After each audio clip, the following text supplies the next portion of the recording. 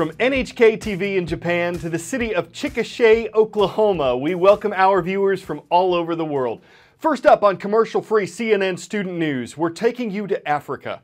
The Ebola outbreak we've been following this year has mostly been limited to West Africa.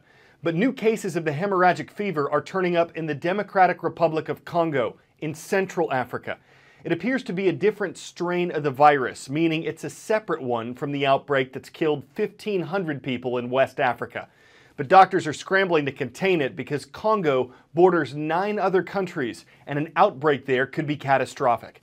There's no cure. Ebola kills many of those who get it, though people can survive if they're treated quickly with fluids, medicines, and nutrients. One big question, though, how do you stop it?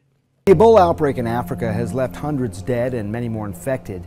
To halt even more infections, finding and treating all the patients is key. But just as important is finding and monitoring all the people who had close contact with those patients. These people, they may have slept in the same house. They may have come in contact with the patient's body fluids. Now, not all of a patient's close contacts are going to get sick, but those that do can then expose even more people to Ebola. It's called a chain of transmission. I want to give you a real-world example from an Ebola outbreak in the early 2000s. A young woman from Uganda didn't know she was sick with Ebola. She had close contact with 6 people. Her baby and father-in-law, they both got sick. The baby then got his grandmother sick, and she had contact with 2 more people as well. The father-in-law had close contact with 12 people. Out of that, his brother and cousin both got sick. The brother then had close contact with 4 more people, and the cousin had close contact with 5 more people, including another brother who had used his blanket and also got sick.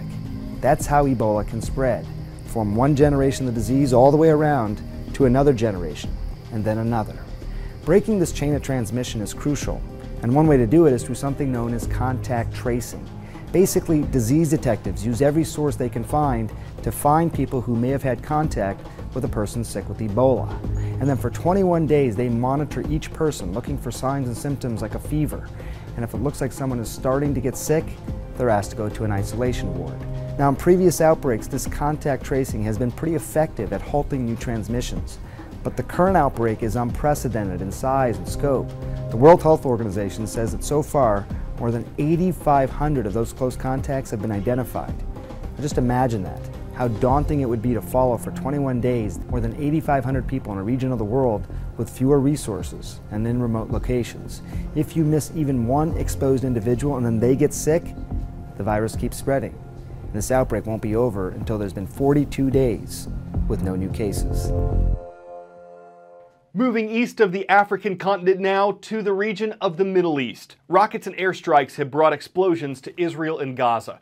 Hamas is the group that controls the Palestinian territory of Gaza. Israel and the U.S. label Hamas a terrorist organization. It recently admitted to kidnapping and killing 3 Israeli teenagers in June. That set off the newest flare-up of an old conflict. A Palestinian teenager was killed in early July. Rocket attacks from Gaza and airstrikes from Israel have been on and off ever since. Thousands, mostly Palestinians, have died, and parts of Gaza have become a war zone. A CNN producer describes what it's like to travel there.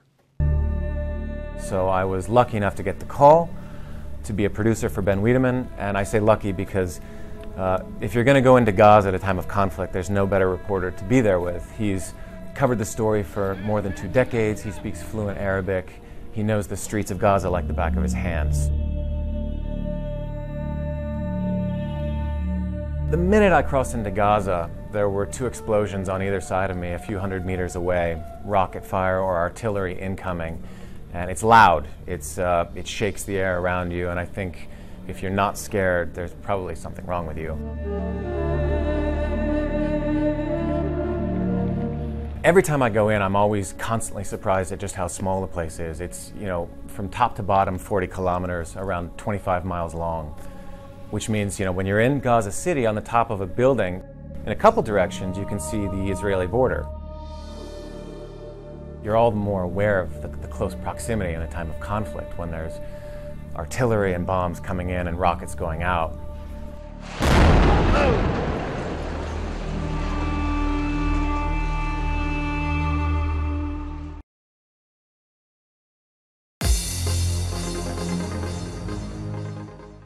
From Monday's transcript at cnnstudentnews.com, here are 3 of the schools that requested a mention on today's roll call.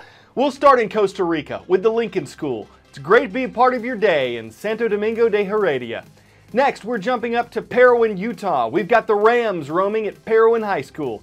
And over in Chillicothe, Illinois, we see a stampede of Mustangs. They're at Chillicothe Junior High School.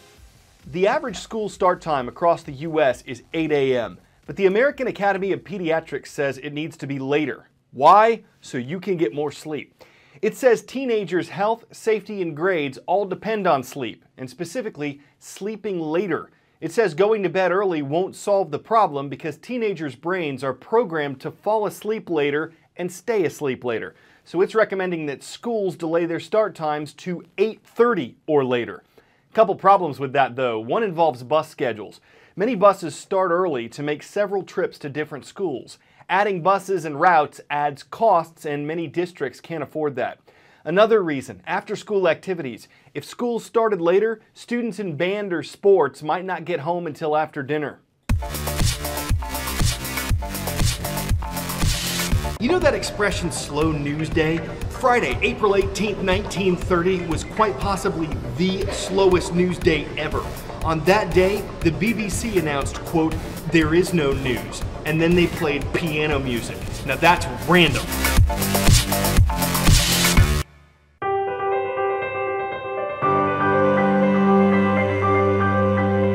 Hunts Point is one of the roughest parts of the Bronx. That's a borough in New York City.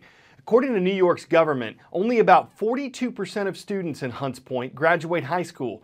They routinely walk through streets ridden with crime, drugs, and danger, but a CNN hero is turning Hunts Point into a jumping-off point for some students' success. The Bronx River is really one of the most hidden gems of New York City. If you look in one direction, you'll see very industrial sites. If you look in another direction, you'll see tons of birds and fish and all kinds of native plant life. I grew up in New York City, which is an island surrounded by water, but I wasn't a boater at all. I ended up volunteering at a junior high school in East Harlem, and we built a little 8-foot dinghy. I benefited just as much as any of the students did from this sense of, oh wow, I can put my energy into something and actually see a result. They came out really nicely. That experience inspired me to create this organization, Rocking the Boat. You know what's a good trick for that? Just drop this on. Our kids come from the South Bronx, in one of the poorest places in the country. Their block is all they've ever known. Kids learn how to build boats. They are sailing, they're rowing, they're restoring the river. There you go. We open kids up to new possibilities, really to become someone they would never be able to otherwise. The program has taught me that I can take on any challenge, and I've applied so many of the skills that I learned here. Now I'm going to a good college. I probably wouldn't have got there if not for Rocking the Boat. Hey, what do you guys think of high tide? Pretty awesome. They can really go anywhere and do anything. They've already got what it takes, they just need to put it to work.